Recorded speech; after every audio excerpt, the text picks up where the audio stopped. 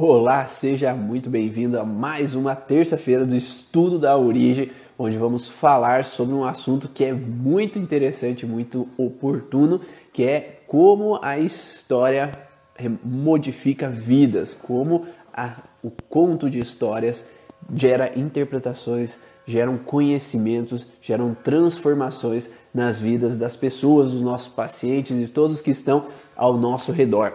E há umas 2 semanas atrás, dentro do podcast Vá na Origem, eu falei um pouco sobre esse contexto da relação das histórias nos atendimentos, como a gente pode integrar essa história, como que a gente pode utilizar da história como uma ferramenta para auxiliar os nossos pacientes a modificarem as percepções, a construírem uma inteligência emocional sobre o que está sendo vivido e aí conseguirem ter uma vida melhor ali perante aqueles sintomas, aquelas alterações, aquelas relações emocionais que eles estavam vivendo. E hoje, aproveitando esse embalo dessas informações, eu convidei uma estudiosa, uma pesquisadora das histórias, para que possa nos contar um pouco mais como essas histórias, através dessas pesquisas que ela tem feito, demonstraram modificações na vida das pessoas, modificações nos conhecimentos e transformou mais e mais pessoas a terem uma qualidade de vida melhor, terem uma desenvoltura no entendimento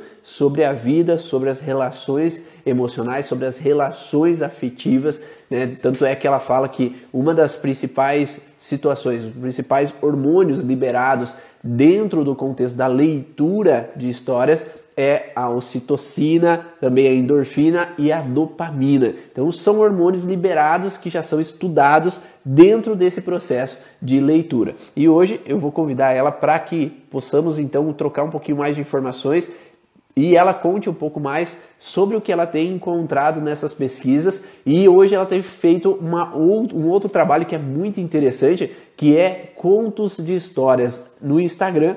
Então, ao invés de ter um processo assim, você vai ler um livro, então agora ela lê o livro e você fica ouvindo essa história. Então, são um conto que é observado e ele é falado, é expressado. Então, ela vai contar um pouquinho mais sobre isso tudo aí para vocês. Então, vamos convidada de honra de hoje para que ela possa contar um pouquinho mais sobre a história dela, sobre essas informações aí que ela tem para nos passar. Olá, Dai! Tá só? Olá, Tá, tô sim. virando a câmera. Agora sim. Bom dia, Bom dia, tudo bem contigo? tudo ótimo. E contigo, Ivan, como vai? Tudo bem. Então eu estava contando um pouquinho aí, mas eu acho que nada melhor do que contar a história é você contar a sua própria história, né? Porque eu ficar contando a história sua não vai rolar muito bem. Então, de início, quem é Daiana? Ah, que bom. Obrigada primeiro por estar aqui com vocês, com o teu público. Algumas dessas terapeutas maravilhosas que estão aí com a gente, né, que participam contigo desse caminhar de conhecimento, já tive o prazer de conhecer pessoalmente. Acho que é bom situar um pouquinho a nossa relação mesmo, né, Ivan? Só faz Caminhando 2 anos, né? juntos, dois, né? Caminhando juntos desde 2013, né? Ainda quando a clínica era lá em cima, mais no centro, ali na Tapajós, né? Foi quando a gente começou a desenvolver trabalho juntos. Eu como jornalista, né? Ah, tô vendo a Maísa já cumprimentando ali. Então, eu sou jornalista e sou professora também. Sou licenciada em Letras Portuguesas, Literaturas em Língua Portuguesa, e tenho mestrado em Letras na linha de pesquisa de literatura, né? Então, eu vim desenvolvendo trabalhos como jornalista literata, né, e storyteller, que é a contar histórias, mas o storytelling, né, que a gente escuta tanto aí, ele é contar histórias com estrutura, né? Então, a gente se faz valer de todos os detalhes da narrativa propriamente dita, né? Então, essa que é a diferença de você falar qualquer historinha e usar o Uhum. storytelling para divulgar realmente, né? E eu acompanhei, né, a sua na transmissão da semana passada, que você falou sobre contar histórias para o paciente, né? A importância disso tudo. De fato, as narrativas, elas entram na nossa mente de uma forma que fazem com que a gente ative vários elementos no nosso sistema, né, neurocentral, enfim, no nosso sistema límbico. Então, vários neurotransmissores são ativados e assim a gente grava, né? E assim aquilo passa a fazer parte da nossa vida. Então, a gente tem esse prazer de fazer isso com o Ivan, né? Para quem está aí assistindo. A gente faz alguns vídeos, né, Ivan? Pode estar fazendo esse suporte, trabalhando junto nesse sentido também. E é sempre importante a gente resgatar esse fio, né? Qual que é esse fio condutor? Qual que é a proposta de vida dessa pessoa? Vamos enaltecer isso para inspirar outras pessoas? Então é isso que as histórias fazem, né? Elas inspiram as outras pessoas a agir também daquela forma, você bem colocou, né? Inspira a ação. Uhum. Então, justamente a gente está aqui para. Eu separei aqui algumas historinhas, né? Que eu vou estar. Uhum. São bem rapidinhas, mas elas são assim. Eu gosto de dizer que algumas histórias funcionam como cápsulas positivas, né? São curtinhas, mas assim, passam uma mensagem profunda. Que, inclusive, hoje, que a gente tem pouco tempo na vida, né, Ivan? As cápsulas são muito bem-vindas nesse sentido. Mas são cápsulas naturais. Uhum.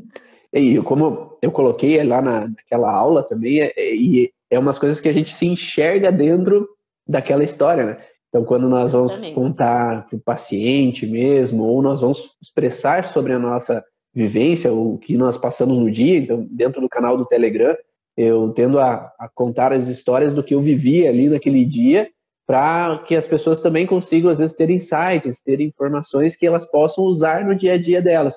Então, essas histórias são formas de eu me enquadrar dentro daquilo, e entrar dentro daquela vivência, e essas histórias não são de hoje que são contadas, né? Eu falo que desde pequenininho meu pai deitava na cama comigo e lia as historinhas para mim. Então, eu gostava das historinhas. E hoje eu faço isso com as minhas filhas.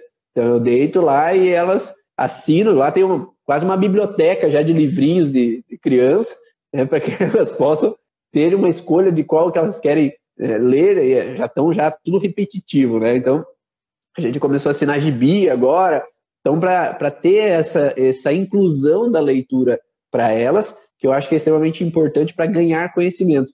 Eu tô fazendo um curso, não sei se você já ouviu falar do Murilo Gun, eu acho que você já ouviu falar, e ele fala de criatividade. Então, a criatividade não está só em você estudar aquilo que te compete, aquilo que você gosta, aquilo que você tem interesse em estudar, mas ter a abertura de ver outras coisas, ver outras informações, que talvez daquela outra informação te tire um insight que você possa encaixar com aquele conhecimento que você já tem.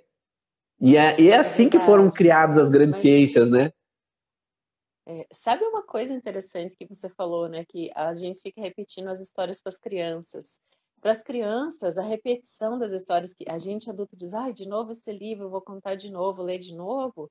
A criança ela ganha segurança quando ela passa de novo pelo mesmo percurso, né? Então ela de novo vive as experiências do mesmo enredo várias vezes. Uhum. Para a criança é assimilado como segurança.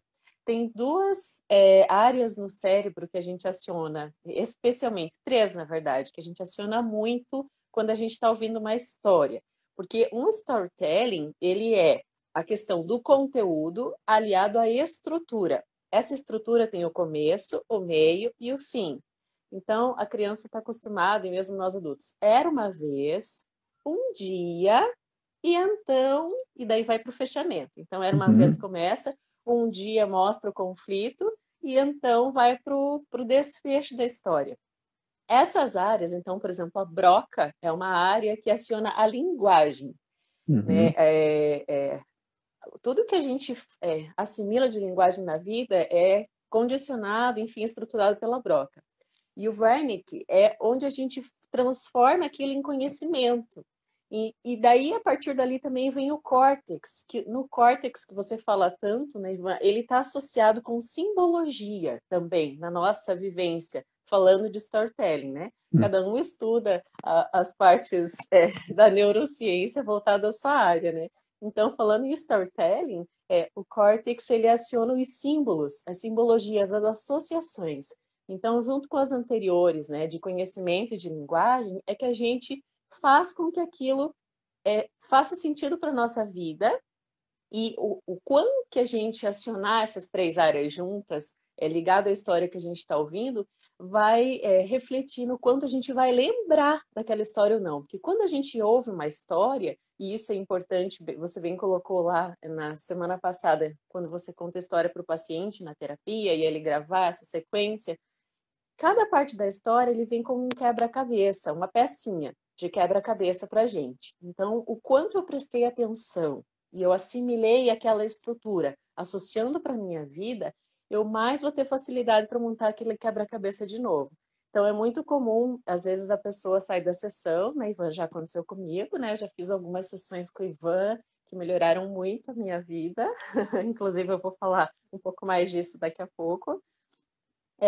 A gente se autoajuda, né, Ivan, um ao outro, assim, a tua família e a minha família, com a Denise também tem uma relação bem estreita, né, foi nossa doula e tudo mais. A gente vai lembrando, encaixando as pecinhas com mais facilidade, porque eu treinei aquilo enquanto eu estava aprendendo. E o paciente sai da sessão e às vezes ele diz, eu quero contar tudo para o meu marido ou para minha esposa, né, eu quero partilhar com ela o quanto aquilo fez sentido para mim.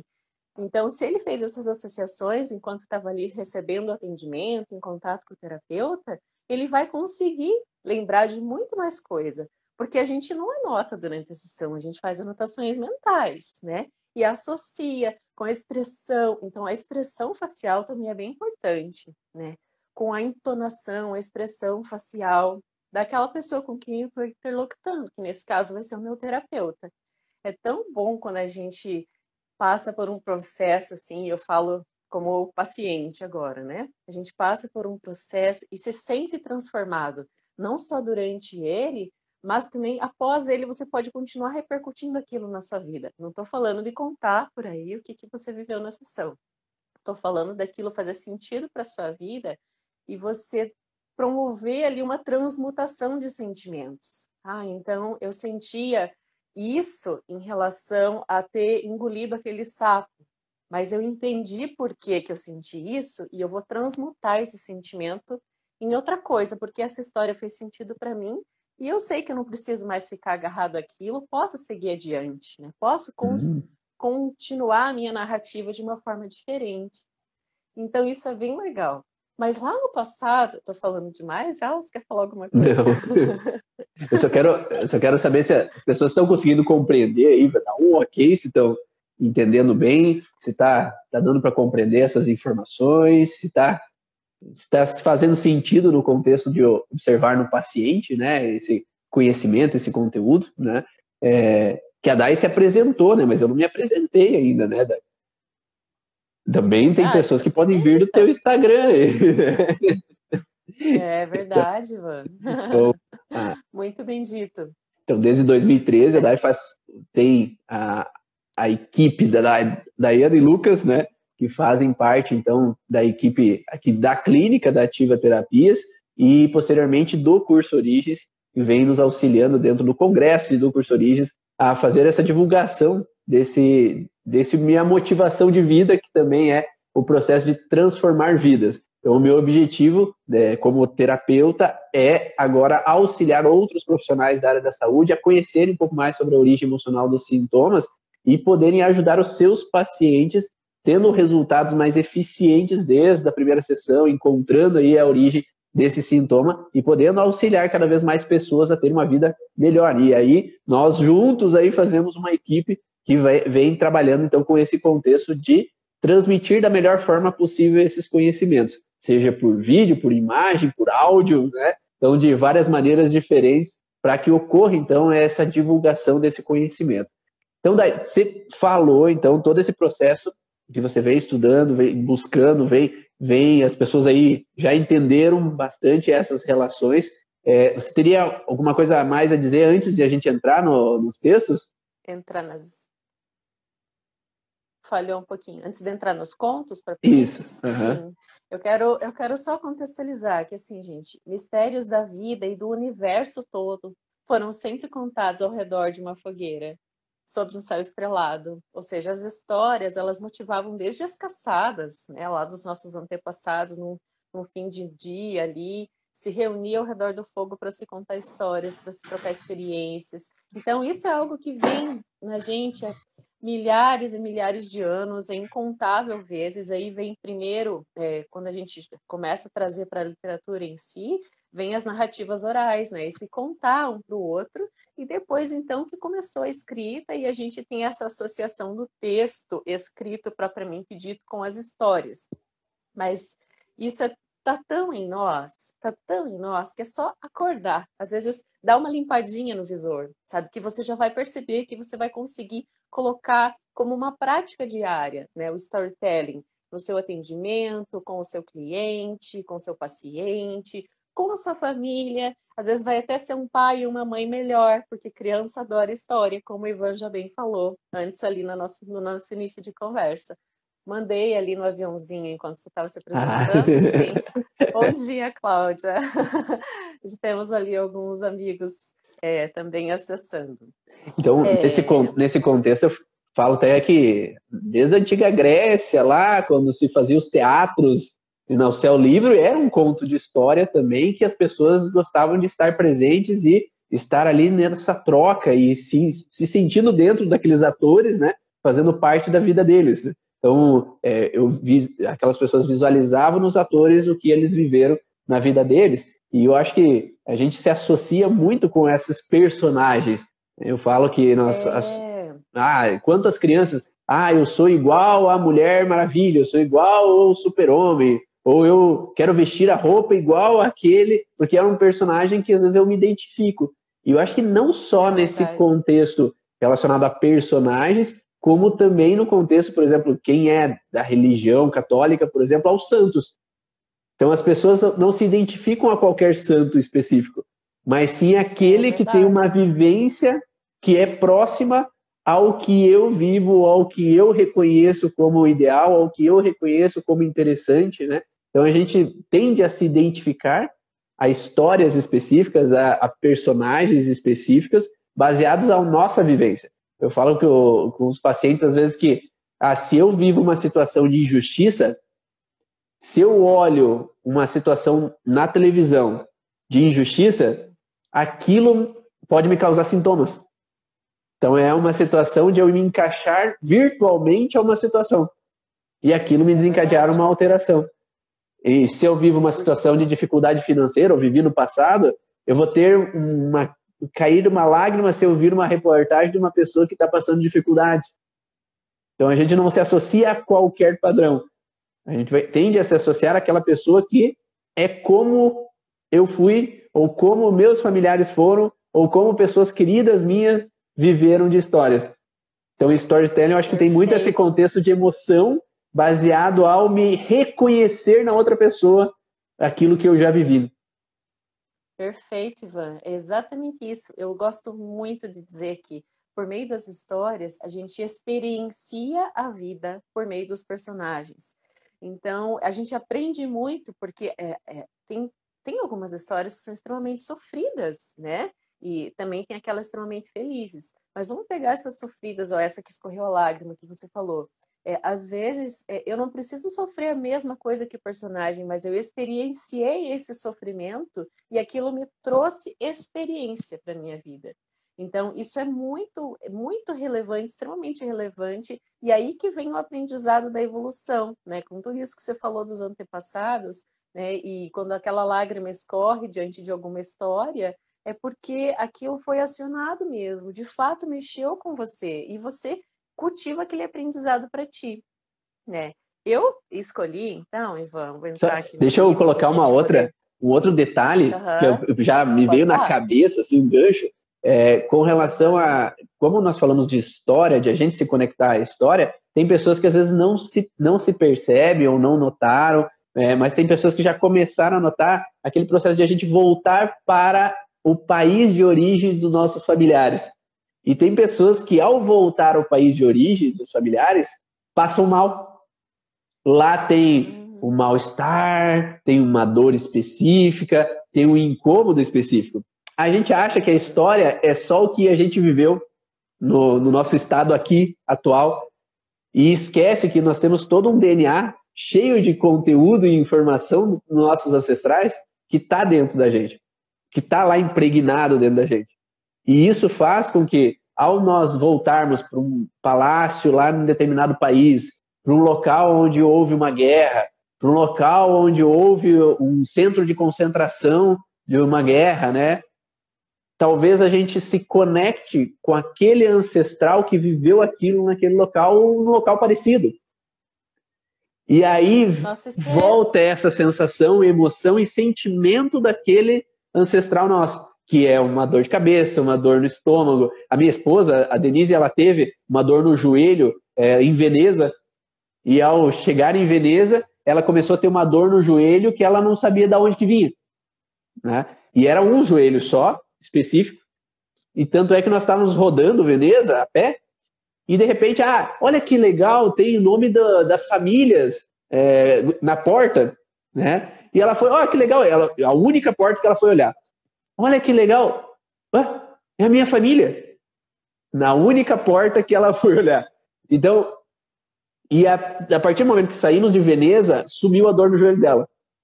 Né? Então, essa conexão com os nossos antepassados, às vezes as pessoas não percebem, mas eu já ouvi várias histórias de pessoas que passaram mal, que sentiram determinados... ou se sentiram em casa ao voltar para um lugar. Uhum. E aí tudo aquilo vem num processo muito interessante, né, de conexão.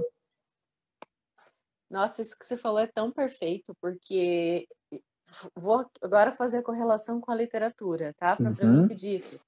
Porque tudo que você falou está bem relacionado com tudo isso que você sempre explica muito bem, que é os 5 sentidos, né? A gente absorve tudo pelos 5 sentidos. Pelo cheiro, pela sensação do lugar, pelo que eu toquei, pelo que eu ouvi, né? Pelo que eu senti. De repente, a Denise levou um tiro no joelho o ano passado dela ali naquele lugar. Vai saber, né? O que é. Mas enquanto você contava a história dela, eu me arrepiei, sério mesmo. Deu um arrepio aqui, porque eu fiquei pensando, isso é muito incrível. Trazendo para a literatura, a gente tem o tempo e o espaço sempre presentes na narrativa. Junto com o personagem que está vivendo, o tempo e o espaço é o que vão dar essas condições para o enredo acontecer. Então, tudo isso tem muita relação e é extremamente forte. E tudo isso está dentro da gente. Eu vi alguns comentários subindo ali. A Marte, uma amiga minha, comentou que já ouviu muitos relatos parecidos como isso que você falou, né? De pessoas que chegam num país e têm essas sensações que não sabem explicar, né? Ou se sentem extremamente em casa naquele lugar. Ou mesmo no livro, né? Ou mesmo no livro, você tem um livro que você se conecta com aquela história, porque aquela história faz parte de você, talvez. Sim, simbolicamente, ou simbolicamente ou de forma real. Né? Eu posso ter um contexto meio simbólico nesse sentido, ou de forma real mesmo vivida. Eu acredito que isso explica até o aprender línguas com facilidade, sabe? Tem gente que tem uma facilidade incrível, né? Essa autora, por exemplo, que eu trouxe aqui, a Maria Valéria Rezende, né? Esse livro, inclusive, aqui, ela ganhou vários prêmios Jabuti. Esse é A Face Serena, um livro de contos. A Maria Valéria ela é tradutora também e revisora. Hoje ela tem 78 anos, nasceu em 1942 em Santos, em São Paulo, mas faz mais de 30 anos que ela mora na Paraíba, em João Pessoa. Está radicada lá em Paraíba, inclusive é considerada paraibana também. Ela fala muitas línguas, porque ela falou assim, eu nasci 10 anos antes da televisão, então o que se fazia? Se contava histórias, né? Era ler poemas e contar histórias. Então, antes mesmo de ser alfabetizada, ela já sabia vários poemas de cor, porque ela era, inclusive, sobrinha neta do Vicente Carvalho, que é um poeta muito conhecido, e ela aprendia as poesias dele porque eles tinham uns saraus, que se fala, né? Ou seja, as pessoas todas iam se reunir numa casa. O que aconteceu depois, quando veio a TV também, né? As pessoas iam todas se reunir numa casa para assistir televisão. Mas anterior a isso, elas se reuniam para ler poemas, para contar histórias. E ela decorou várias coisas antes de ser alfabetizada. Tinha uma ânsia para aprender a ler. Então, e ali ela dizia, em Santos a gente pulava um muro, estava numa casa alemã. Pulava outro muro, estava numa casa polonesa. O outro estava no português. Então, assim, as relações de miscigenação, elas foram muito fortes e foi muito natural aprender várias línguas. As historinhas que eu selecionei dela aqui, que são, como eu falei, cápsulas, são bem curtinhas, a face serena, primeiro, para situar, está relacionado... Você escuta essa palavra, te vem o que à mente, Ivan? A face serena. Parece um contexto de relaxado, tranquilo, né? É o contexto de morte. Tá? Aquele Por quê? mãozinha assim, né, no peito. Não, mas não é só esse contexto de morte propriamente física. O primeiro texto que, inclusive, que eu trago é um contexto de morte, talvez conceitual, de propósito de vida mesmo, sabe? E é por isso que eu escolhi cada texto com um viés diferente. Esse primeiro aqui, ele faz a gente ver a oportunidade de viver o sonho e ser saudável a partir de viver esse sonho. Mas o que acontece com esse personagem é o contrário. Então, eu só vou brevemente contar a historinha, por quê? Antes de ler, para situar o seguinte. Ela fez um texto inteiro, esse parágrafo aqui, ó. Tá vendo que tem uma moldura ao redor? Uhum. É esse texto. Sem nenhum ponto. Inteirinho, sem nenhum ponto. E isso não é sem propósito. Foi de propósito, né? Então, por quê? Porque ele começa poeta, sonhador, enviando os textos dele para tentar uma publicação, cabeludo, bem do jeito que ele gosta de ser, com as roupas folgadas, enfim, ele como ele. E o grande amor da vida dele é apaixonado por um primo dele. Ele descobre isso no mesmo dia que recusam a publicação dos poemas dele. E daí ele decide abrir a gaveta e usar as roupas que a mãe sempre comprou para ele, e cortar o cabelo e fazer a barba e arrumar um trabalho regular. Ou seja, ele faz um movimento ao contrário. Então, essa face serena que ela mostra para a gente nesse primeiro conto, que não tem nome, e justamente por ser sem ponto, eu interpreto como uma aceleração de vida que ele viveu. Ou seja, ele caiu nessa loucura do faça mais rápido, faça como todos, entende? Então, não é de propósito, não é sem o propósito, né? Eu vou ler aqui, então, o trechinho e falar para o pessoal que está acompanhando que a gente tem um podcast que se chama Leitura de Ouvido. No Leitura de Ouvido, todas as sextas-feiras entra um episódio novo. E lá, o Lucas e eu, a gente dramatiza, né? Eu gravo o audiodrama, interpreto as narrativas, e ele coloca a sonorização cinematográfica, né? Aqui eu vou fazer a capela, vou dizer assim. Não vai ter auxílio hoje. Mas, se quiser, eu fico. Se tiver um cavalinho, eu fico. Não tem cavalinho. Não precisa. Era só esse que eu conseguia. É verdade, imagina. No podcast, a gente coloca trilhas, efeitos sonoros, né? Então, tá em qualquer plataforma de streaming, assim como você acha, ou vá na origem, por exemplo, no Spotify ou em outro, você também pode achar o Leitura de Ouvido e entrar nesse universo, né? Diferente, de viver um pouquinho a história dos personagens. Então, vamos lá, ó. Descobriu que sua primeira grande e autêntica paixão gostava era do primo. Na mesma semana em que sua primeira coletânea de poemas, destinada a revolucionar o mundo das letras, foi recusada pelo grande editor, amigo de infância do seu tio. Logo que passaram a erupção cutânea e a diarreia, concluiu que o ceticismo e um frio calculismo eram as únicas atitudes dignas de um homem inteligente e moderno.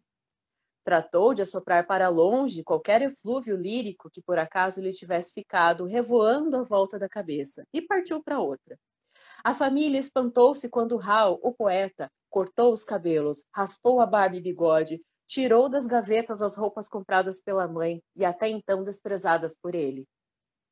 Mas Haroldo sentiu uma espécie de alívio, como se estivesse saído de um longo túnel escuro, cheio de angustiadas esperanças da luz dos holofotes da glória literária e de ruídos confusos anunciando perigos fatais.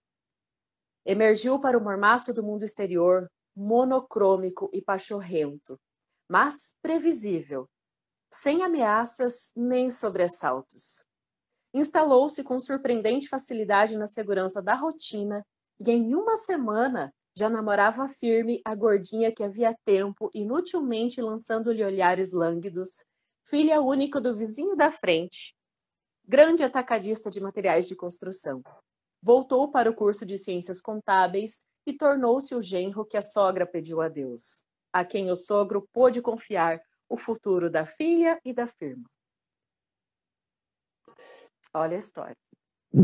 Nesse meio do caminho, eu acho que o pessoal da origem aí, das leis biológicas, já começou a querer analisar ali o que aconteceu, qual é o conflito, que ele tem uma diarreia ali no meio. Já vai associando ali a informação. Né? E quando eu escolhi esse, eu pensei justamente que teve sintoma físico. Né? Então, e isso nos dá uma dica muito grande, né? Porque quando algo intenso acontece com a gente, né? A gente tem uma expectativa e aquilo ou não acontece, ou acontece de uma forma diferente, que a gente idealiza. Esse é um grande problema nosso, né? Da humanidade como um todo. A gente idealiza. A gente quer que as coisas sejam exatamente daquela forma. Uhum. E existe, claro, uma linha entre o propósito, que isso é muito importante, né? Estão falando da erupção cutânea, de vários sintomas ali, já está surgindo na mente das pessoas. Mas é isso mesmo, né? A gente tem o propósito e ele sim deve ser seguido, mirado, né? E todas os seus argumentos de vida, as suas ações devem focar o propósito. Bom dia, Patrícia, também que entrou ali, Patrícia Cacau, também escritora. A Marte ali achou que foi uma catarse, né? Justamente porque ele pensou, meu Deus, a catarse é quando aquilo te deixa num estado, é um termo literário, né? Te deixa num estado atônito, assim. Aquilo te transforma de alguma forma. Eu nunca pensei dessa maneira, né? Então, a literatura tem isso, né? De nos trazer essa... Como se você levasse um soco, sabe? No peito, assim, que te faz até perder o ar muito abruptamente. É isso que a sessão provoca, né? Também, justamente, porque dá aquele chacoalhão, né? Sim. Faz com que você veja o mundo de uma forma diferente a partir dali, mas e o melhor de tudo, voltado para você, né? Para o teu foco, né? E aí vem muito fechada essa segunda história, que ela justamente, essa segunda história aqui é de uma pessoa que está totalmente lânguida. Ela tá assim, sabe, piloto automático, né? Que é muito comum hoje em dia, até pela correria. Então, de repente, acontece algo que inspira ela a viver. Só que esse algo é brincado pela autora aqui, a Maria Valéria Rezende, de uma forma assim, ó, que a gente chama de insólito ou de fantástico na literatura, que também tem um outro termo que se usa, realismo mágico, né, que já caiu um pouco em desuso. A gente usa mais o insólito hoje. Só que o realismo mágico, ou seja, algo mágico, né, algo assim, fora das possibilidades normais da nossa vida, acontece. Por exemplo, uma roupa pendurada no varal sai voando como se fosse um anjo voando. Tá? Esse é um exemplo de algo insólito. O que vai acontecer de insólito aqui? Só que o que acontece? Na literatura isso é colocado e a gente toma como aquilo não nos espanta. A gente já toma aquilo como natural. Igual na fábula, que é normal, a gente sabe que os animais vão falar numa fábula. Por exemplo, um filme como Era do Gelo, né? Os animais falam o tempo todo. Então a gente já toma aquilo como normal, não como estranheza. Na literatura que se faz valer do insólito, né, do fantástico, a gente tem essa mesma coisa. Então aqui vai acontecer um fantástico com um baralho de cartas. O nome desse conto é Valete de Copas. Então vou lê-lo agora, tá? Ele é bem curtinho também.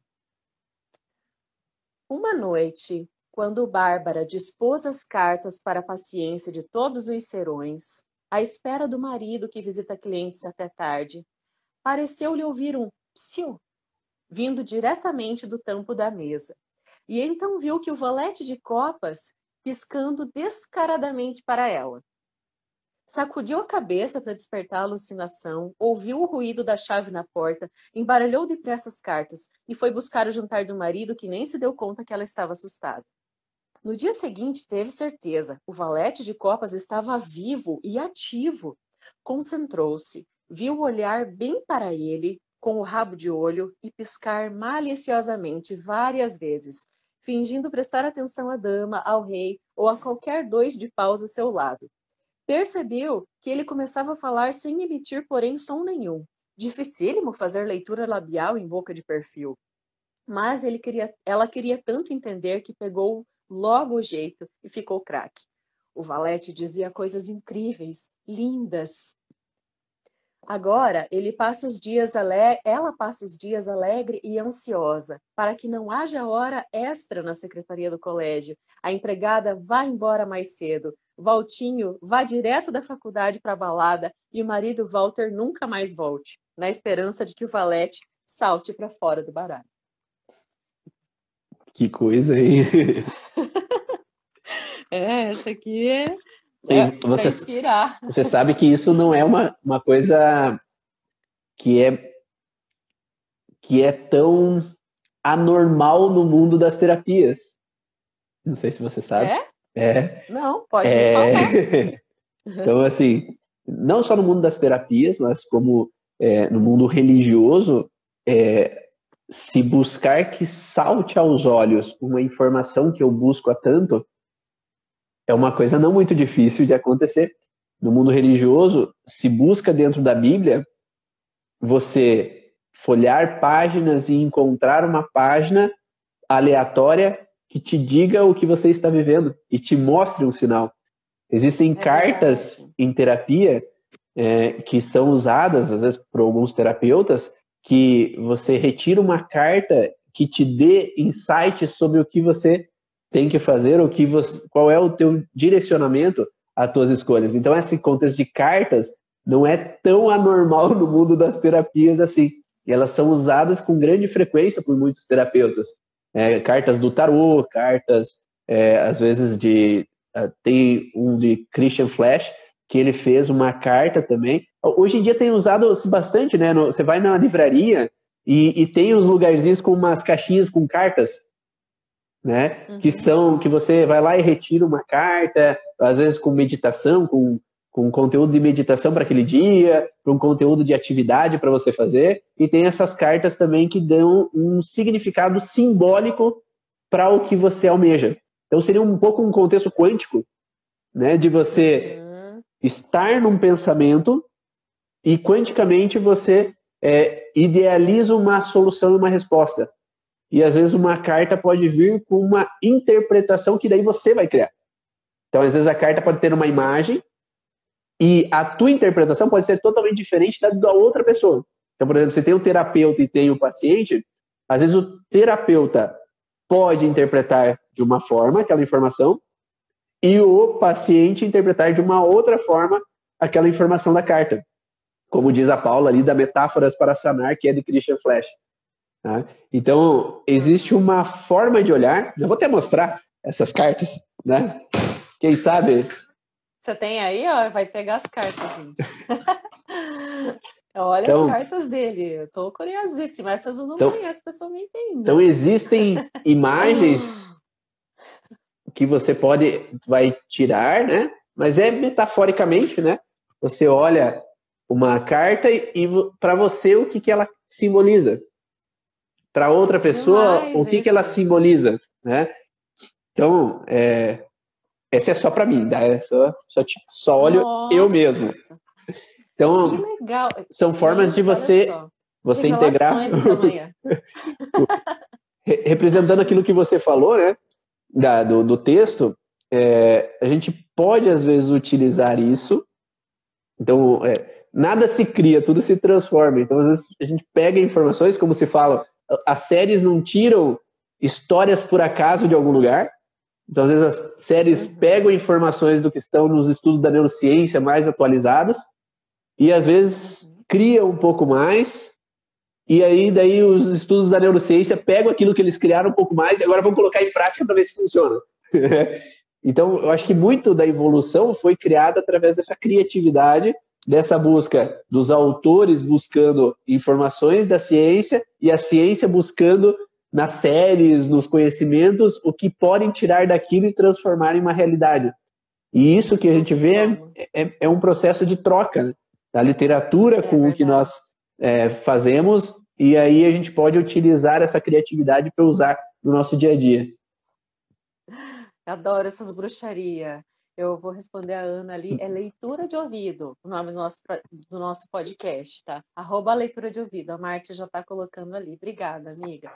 Ó, eu quero fazer uma correlação, lá no começo da live eu falei da broca da linguagem, né, que está falando de mente, né, o que acontece na nossa cabeça durante um storytelling, né, uma história contada com estrutura, né, conteúdo aliado à estrutura com começo, meio e fim.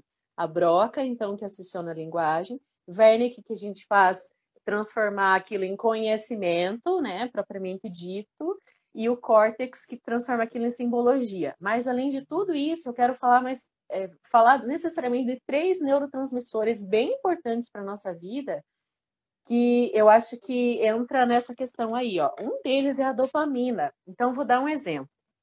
Não sei se alguém aí gosta de filme de terror ou suspense, mas se alguém assistiu It, ou, por exemplo, A Bruxa, já que a gente falou de bruxaria aqui agora há pouco, né? O Ivan é bruxo também dentro da Eu não área tenho nada dele, a eu ver sou com bruxa isso. dentro da minha. Eu sou um pouquinho bruxa, assim, eu gosto dessa ideia. Assim, bruxa das palavrinhas, né? Das historinhas. Então, vamos lá. Eu tô diante de um filme, assim, que vai me causar suspense, terror, medo, dopamina é acionado, né?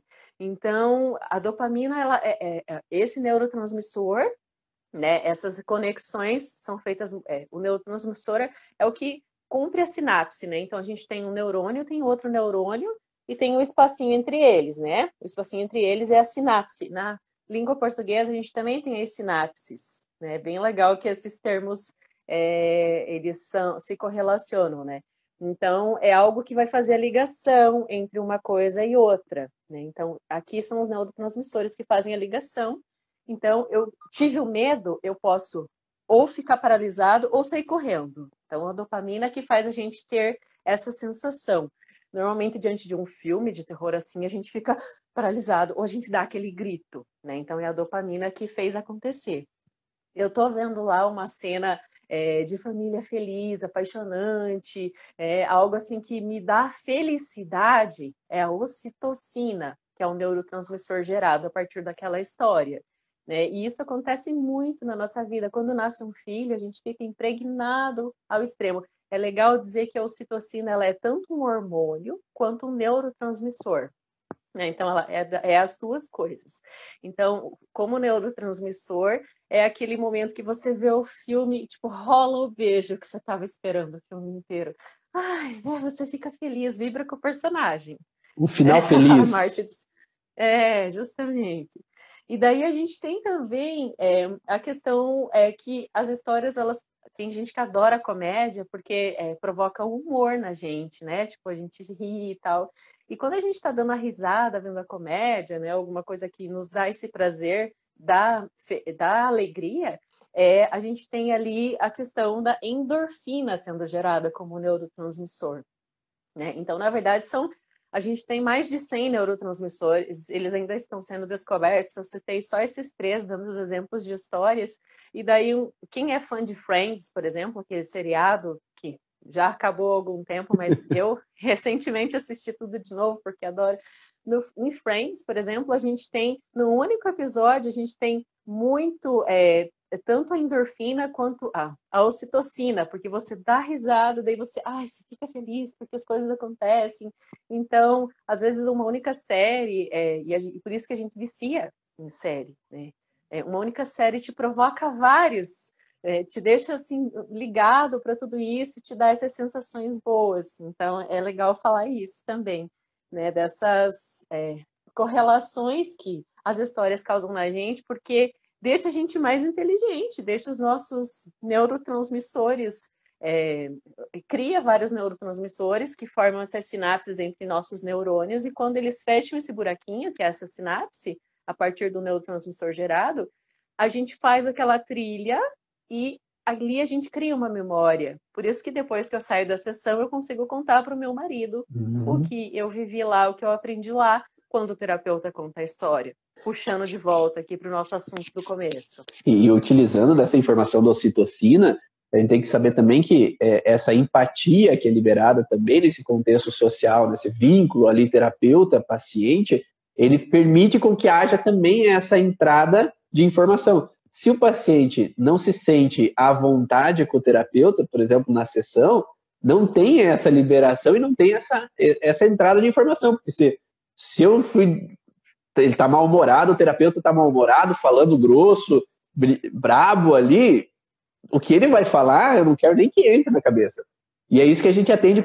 Eu atendo crianças, por exemplo, que tiverem em algum momento um professor, né, você como professora, que o professor que brigou, fez um ato de injustiça, uma desvalorização, e aquela criança se sentiu humilhada, sentiu um vexame ali naquele momento perante aos colegas, isso pode bloquear a entrada da informação com relação àquela matéria. E não é só com o professor, mas com a matéria que eu recebi aquela informação. E a partir daí, eu não consigo aprender aquela matéria. Por mais que a minha mãe tenta me ensinar, por mais que outra pessoa tenta me ensinar, aquilo acaba não conectando, porque esse vínculo social ele foi quebrado naquele momento, porque essa empatia rompeu-se. Né? E essa interação de ver a escola como um ambiente bom, agradável, que eu posso aprender, já não existe. E tem crianças que desde do berçário, né, às vezes vem com esse bloqueio porque lá houve uma professora que batia, ou que humilhava, ou que agia de algumas formas, e ela não quer ficar no colégio mais. É verdade. E não só da pessoa, às vezes vem do transgeracional. Às vezes eu atendi já uma criança que o pai viveu grandes frustrações, o pai já não queria nem estudar, não queria saber de colégio, porque ele viveu a frustração, e essa criança recebe essa mesma informação. Da mínima situação que ela viveu no colégio, já foi o suficiente para já não querer ir mais para o colégio. Por isso que é importante, né, a gente corrigir. Eu lembro que Obrigada, Cláudia, ela vai precisar sair, mas, nossa, brigadão pelos seus comentários, eu gostei de tudo que você escreveu ali, estava acompanhando, só não comentei. Gratidão, amiga, por estar com a gente. A Cláudia é uma publicitária de Curitiba, Ivan, para te situar. É também parceira do Leitura de Ouvido, do nosso podcast. Legal. Várias pessoas conectadas. Sabe o que eu pensei, Ivan? Que a gente tem que fazer... Eu lembro que a Maísa falou isso no depoimento dela, né? A Maísa, a nossa micro, que está aqui com a gente, acompanhando a live. Antes, quando ela ficou grávida, ela quis fazer uma micro para ela curar tudo que ela tinha, né? Para alinhar a vida, né? Estou expondo aqui a Maísa, né? Na nossa live. Mas, enfim, a gente se limpa, né? A gente se limpa para poder não passar essas cacas das gerações passadas para os filhos, porque a gente está fazendo coisa nova todo dia, né? Pode estar surgindo traumas todo dia, mas a gente tem essa missão de estar sempre se curando, além da inteligência do corpo, né? Eu acho que hoje a gente está numa fase muito boa, que a gente tem todos esses recursos e tem esse conhecimento à vista, né? Quanto de tempo que a gente tem ainda, Ivan? Vai dar tempo de ler o terceiro conto? 13 minutos. Dá tempo sim, ele é bem curtinho também, é outra cápsula. Teve um comentário ali bem interessante que, Monte Rosânia. Histórias Curativas é um livro para ajudar pais e educadores em situações difíceis com as crianças. É um livro de conteúdo antroposófico. Olha que legal a dica dela, gente. Histórias curativas. Então, quem estiver vivendo isso me fez lembrar mais uma história que eu conheci anteontem. Então, eu fiz mestrado, né? E o meu orientador de mestrado, ele é professor, doutor e PhD, ou seja, pós-doutor, inclusive não lembro com qual instituição, acho que foi com uma instituição da Alemanha que ele fez o pós-doutorado dele. E o Maurício Menon é o nome dele. Tem o perfil Literatura para Todos Menon aqui no Instagram. E ele partilha todos os dias alguns livros que ele leu na vida dele. E anteontem, se não me engano, ele colocou um que se chama O Feijão e o Sonho. E ele contou uma história que tem relação direta com esse trauma de escola que você acabou de citar. Eu fiquei impressionada. Ele falou que quando ele era bem menino, se não me engano, com 8 anos, um dia o professor falou: escolham cada um livro que vocês queiram e venham apresentar aqui na sala. E ele escolheu O Feijão e o Sonho, leu, adorou a história, que é a história de um homem, pai de família, que tinha o sonho de ser escritor, mas ele vivia a pressão e a necessidade, a esposa queria que ele fosse um homem que suprisse a casa. né? Ela e os filhos. Que tivesse, por exemplo, um trabalho numa fábrica, né, ou algum trabalho assalariado regular, que a gente sabe que viver de arte ainda hoje no Brasil é difícil, né? Em alguns países da Europa, o trânsito para isso é mais fluido, mas é difícil a gente viver de música, de livros, de teatro, de cinema, né? Enfim, realmente é um processo, né? Os direitos autorais são baixíssimos, e eu sei porque eu estou produzindo livros também. Mas a gente faz porque a gente ama histórias. A gente não faz esperando no retorno financeiro. Só que esse pai de família vivia essa pressão. A esposa queria que ele fosse um homem que suprisse, né? Que ele tivesse esse perfil masculino estereotipado, né? De suprir a casa. E ele vivia essa dualidade entre o feijão, né? Pôr o feijão na mesa e viver o sonho de ser escritor. E o que aconteceu? O professor leu essa história e se apaixonou. Até então, um menino de 8 anos. Chegou na sala para apresentar o professor de literatura dele, que era muito bom, por sinal, perguntou para ele: que livro você leu? Eu li O Feijão e o Sonho. Isso nem é livro de verdade, isso é livro para criancinha. E ele ficou tão decepcionado, se sentiu extremamente vexado diante da sala e ele nem pôde se apresentar. Eu fiquei tão comovida de ouvir isso do meu orientador, que eu sei o quanto ele é rigoroso, porque eu soltei algumas lágrimas durante o mestrado, porque ele é tão bom que ele dava o caminho de uma forma assim, e eu queria corresponder, né? E eu fiquei imaginando que ele, quando criança, sofreu esse trauma gigantesco diante da sala toda, né? E só que ele transmutou esse sentimento. Até foi esse o comentário que eu fiz. Nossa, professor, se você foi humilhado dessa forma junto com a literatura e virou esse monstro da literatura que você é hoje, fico imaginando se sem esse estímulo negativo você seria mais ou menos. Quem sabe ele nem tivesse sido quem ele é hoje. Não seria. Né? Então, às vezes é isso que a gente precisa contar para as pessoas, Uhum. né? Vocês como terapeutas, né, eu sei que vocês fazem muito isso, né? De mostrar, você só é assim porque você não teve o teu pai do teu lado o tempo inteiro, né? Que você teve que se reinventar, você só é assim porque aconteceu tal acidente com tantos anos de vida, né? Sim. Então, você gosta de como você é? Então, esses conflitos sendo curados, né? Eu achei, assim, espetacular essa história dele, porque passa uma mensagem muito profunda pra gente. Os alunos do curso Origem já estão falando aí qual é o conflito que ele viveu ali, que é o que a gente chama de megalomania. Só que não a megalomania como é interpretada em nome, né? Porque dentro das leis biológicas se fala em megalomania como aquele ser aquele que se sente superior, que é o bonzão, que eu tenho o melhor carro, eu tenho melhores informações.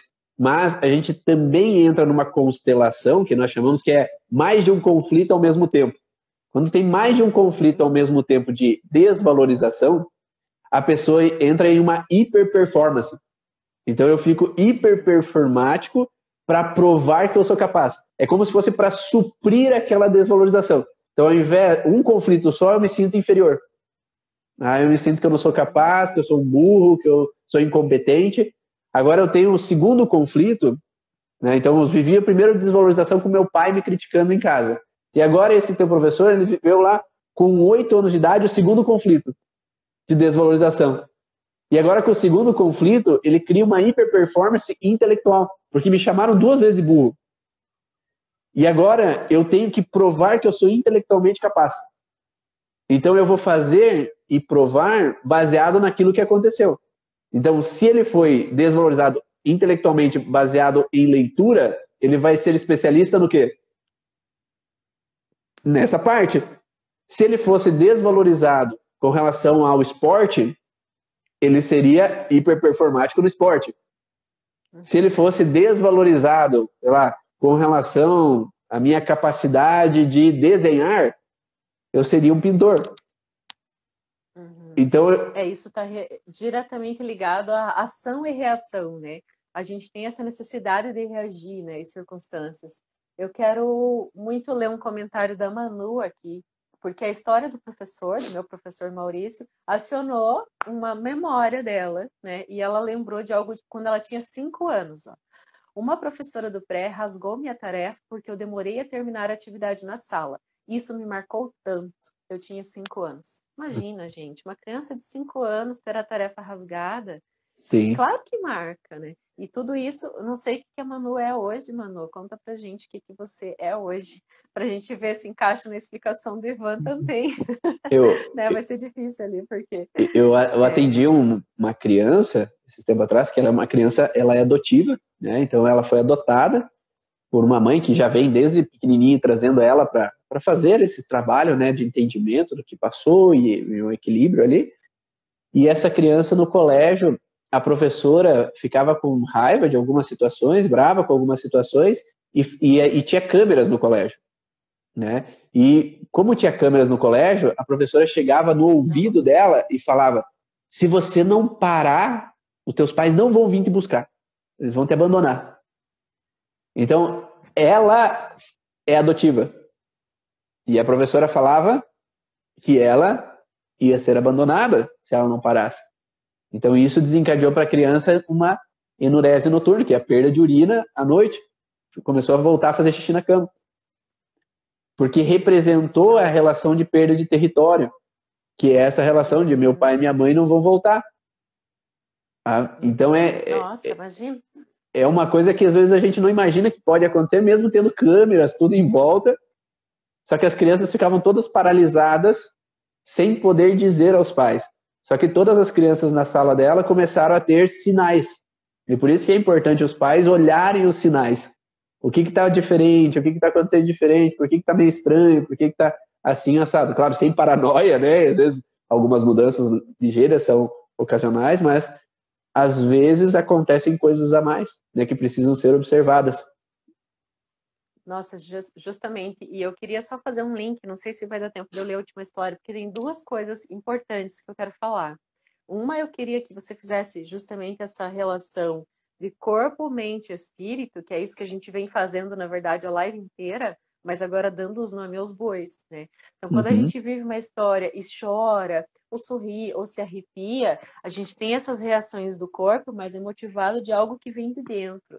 Nessa tríade que existe, que é o que nos mantém vivos e com vontade de viver, né? E caminhando dia a dia, né, Ivan? E você explica isso muito bem, essa questão da gente ser, né, esse triângulo, né, que forma e que se nutre dessa forma. Sim.